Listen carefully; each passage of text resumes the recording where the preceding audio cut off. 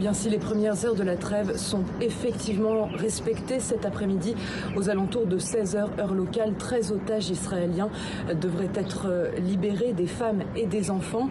Dès hier soir, les autorités israéliennes ont reçu la liste des noms des personnes concernées.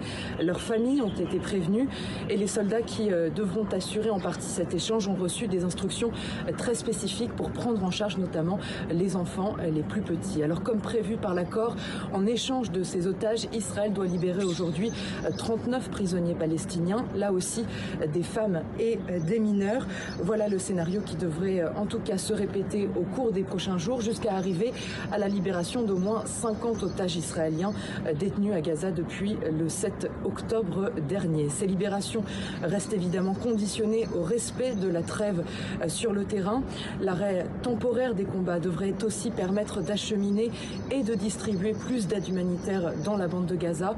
On parle notamment de livraison de carburant. On sait que c'est une question critique pour le fonctionnement notamment des hôpitaux ou encore des usines de désalinisation. Et puis on attend aussi de voir aujourd'hui si cette trêve sera aussi appliquée à la frontière israélo-libanaise où on a vu hier des échanges de tirs de plus en plus nombreux.